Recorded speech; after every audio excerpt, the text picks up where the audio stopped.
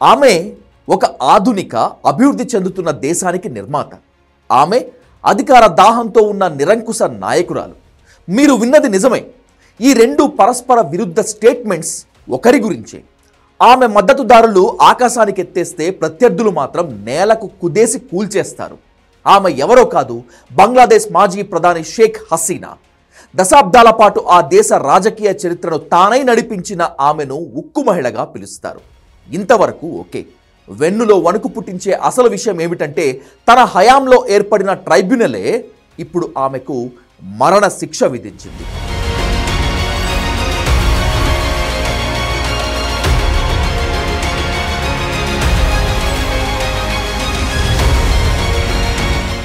రెండు 2024లో స్వాతంత్ర పోరాట వీరుల పిల్లలకు ప్రభుత్వ ఉద్యోగాల్లో కోటాకు వ్యతిరేకంగా మొదలైన విద్యార్థి నిరసనలు చివరికి బంగ్లాదేశ్ వ్యాప్తంగా తిరుగుబాటుగా మారాయి. ఈ నిరసనలే హసీనా పాలనను అంతం చేశాయి. ఆమె సర్కార్ చేపట్టిన భద్రతా చర్యల వల్ల హింస పెరిగింది. ఇది జూలై తిరుగుబాటుగా మారింది. ఈ అల్లర్లలో 1400 మంది వరకు మరణించారని ఐక్యరాజ్య సమితి మానవ హక్కుల కార్యాలయం నివేదించింది. ఆందోళనల కారణంగా హసీనా అధికారం నుంచి వైదొలిగి భారత్లో ఆశ్రయం పొందాల్సి వచ్చింది. అనంతరం బంగ్లాదేశ్లో మహమ్మద్ యూనస్ నేతృత్వంలో ఏర్పడ్డ మధ్యంతర ప్రభుత్వం అంతర్జాతీయ నేరాల ట్రైబ్యునల్ ఐసిటిను పునరుద్ధరించింది. యుద్ధ నేరాలకు పాల్పడిన వారిని విచారించేందుకు షేక్ హసీనానే ఒకప్పుడు దీన్ని ఏర్పాటు చేసింది. ఇప్పుడు అదే ట్రైబ్యునల్ 2024 నాటి అల్లర్ల విషయంలో హసీనాపై మానవత్వానికి వ్యతిరేకంగా చేసిన నేరాల ఆరోపణలు మోపింది. నెలల తరబడి విచారణ జరిపి షేక్ హసీనాకు ఎట్టకేలకు మరణశిక్ష విధించింది.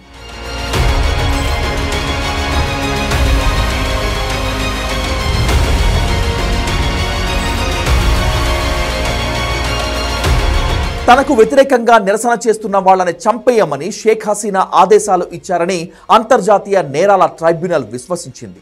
ఆగస్టు 5న ఢాకాలో నిరసనకారులపై ఆర్మీ కాల్పులు జరిపిందని, వాళ్లపై హెలికాప్టర్లు, ప్రాణాంతక మారణాయుధాలు ఉపయోగించాలని ఆమెను ఆదేశించారని తీర్పులో ప్రస్తావించారు.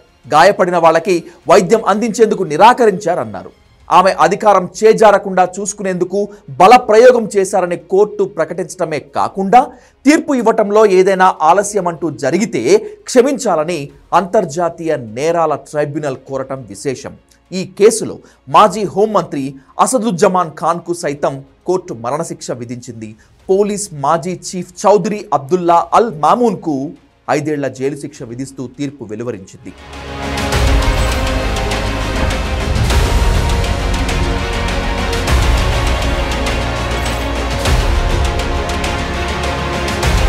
ఆనాటి తూర్పు పాకిస్తాన్లోని తుంగీపారాలో 1947 సెప్టెంబర్ 28న జన్మించారు షేక్ హసీనా.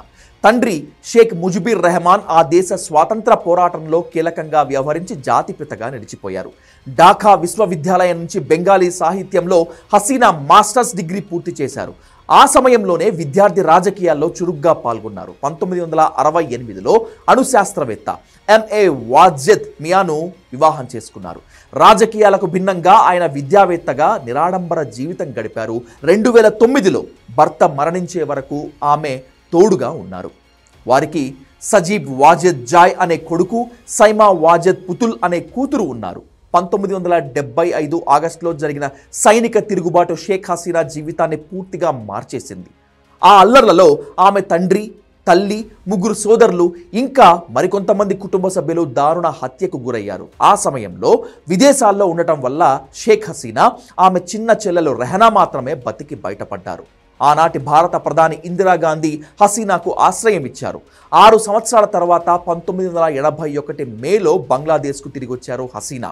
దేశానికి రాకముందే ఆమెను అవామీ లీగ్ పార్టీ తమ ప్రధాన కార్యదర్శిగా ఏకగ్రీవంగా ఎన్నుకుంది. నిజానికి షేక్ హసీనా పరిపాలనలో బంగ్లాదేశ్ అత్యంత వేగంగా అభివృద్ధిని సాధించింది, ఆర్థిక వృద్ధిని సాధించింది. పద్మా వంతెన వంటి కీలక మౌలిక సదుపాయాల ప్రాజెక్టులు పూర్తయ్యాయి. పేదరిక నిర్మూలనలో దేశం పురోగమించింది. బంగ్లాదేశ్ ప్రపంచ వస్త్ర పరిశ్రమకు కేంద్రంగా మారింది. అయితే ఈ ప్రశంసలతో పాటు విమర్శలు కూడా ఎదుర్కొన్నారు. ఆమె ప్రభుత్వం అసమ్మతిని అణిచివేసిందని, మీడియాపై ఆంక్షలు విధించిందని, ప్రతిపక్ష నేతలను అరెస్టు చేయించిందని, భద్రతా శక్తుల అధికారాలను పెంచిందనే ఆరోపణలు షేక్ హసీనాపై వచ్చాయి.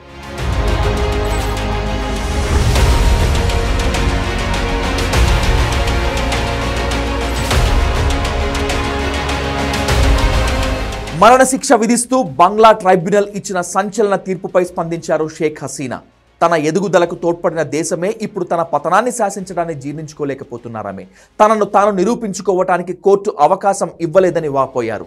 నేను బతికే ఉన్నాను, ఉంటాను. ప్రజల సంక్షేమం కోసం నా పనిని ప్రారంభిస్తాను. వాళ్ళు ఏ తీర్పు అయినా ఇవ్వనివ్వండి, నాకు సంబంధం లేదు. దేవుడిచ్చిన ప్రాణం ఆయనే తీసుకుంటాడు. అప్పటి వరకు నా ప్రజల కోసం పనిచేస్తాను. ఈ దేశం కోసం నా తల్లిదండ్రులు తోబుట్టువులను పోగొట్టుకున్నాను. వాళ్ళు నా ఇంటిని కాల్చివేశారు. గోనో భవన్ అంటే బంగ్లా ప్రధానమంత్రి అధికారిక నివాసం నా ఆస్తి కాదు, అది ప్రభుత్వానిది. నేను దేశం వీడిన తర్వాత అందులో లూటీ జరిగింది. అది విప్లవం అని వాళ్ళు చెప్పుకొస్తున్నారు. గూండాలు, ఉగ్రవాదులు విప్లవాన్ని తీసుకురాలేరు అని మండిపడ్డారు బంగ్లాదేశ్ మాజీ ప్రధాని షేక్ హసీనా.